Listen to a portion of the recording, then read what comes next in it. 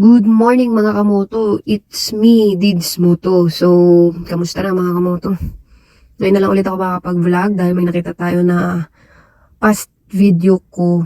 Maraming nag-comment, maraming nagtatanong tungkol dun sa ating tambucho na kinabit natin dito sa ating Honda Click version 3.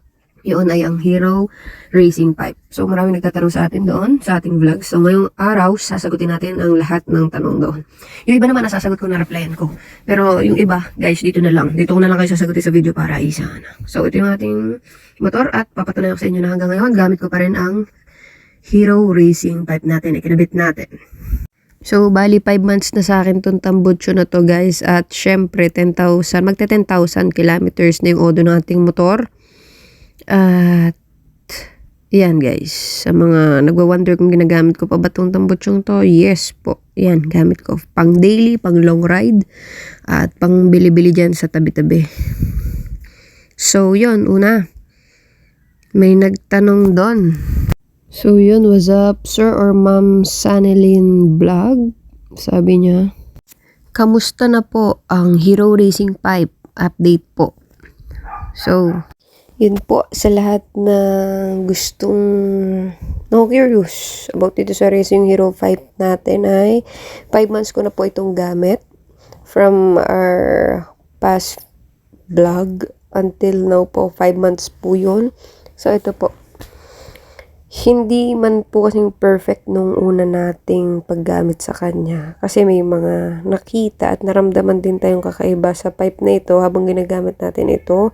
Pero para sa akin, worth it pa rin naman dun sa pagkakabili natin sa kanya at sa paggamit ko sa kanya sa performance. So yun, okay pa rin naman siya sa akin.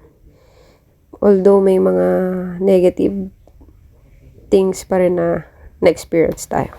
So, next po. Next po, what's up, Sir Manalejo? So, tanong niya, ma'am, tanong lang po, sakto ba lahat ng tornilyohan ng Racing Hero version 4 sa Click V3 natin? Sa ibang review kasi sa TikTok, hindi daw nakalapat yung tornilyo sa ilalim, sa tabi ng swing arm. So, yun sir, ito po yung sinasabi nyo, yung tornilyo nakatabi ng swing arm yan. Makita nyo, ganyan po yung itsura nung sa akin. Ang technique po dyan ay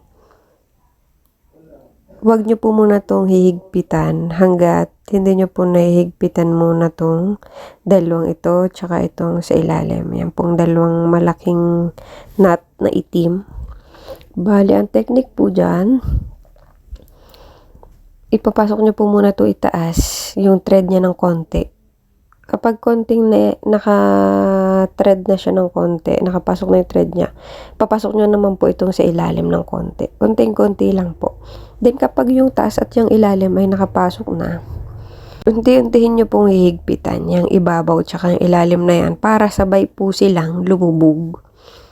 At yan nga po ang kalalabasan. Yung sa ilalim, ganyan po. Hindi po perfect yung pagkaka-align niya. Pero dito sa ibabaw, okay naman siya. Hindi naman big deal yung sa ilalim sa akin dahil hindi naman siya nakikita. So, yun. Ganun po yung ginawa kong technique sa pag-mount po nitong ating tambucho. Basta huwag niyo po munang hihigpitan yung nasa may dugtungan po. Bali, last nyo na po siya hihigpitan.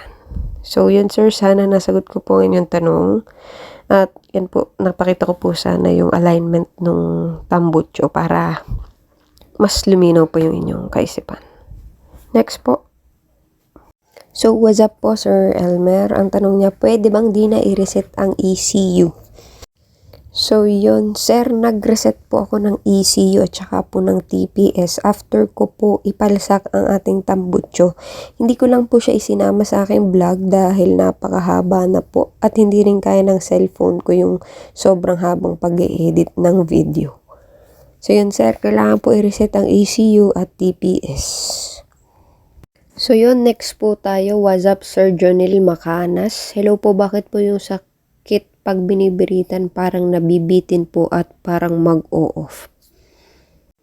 So yun mga kamoto, bali ang na-experience ni Sir Jonil ay na-experience ko rin po dito sa ating Racing Hero 5. Napansin ko siya noong hindi ko madalas gamitin yung motor tas biglang gagamitin ko kasi may bibili lang ako sa labas.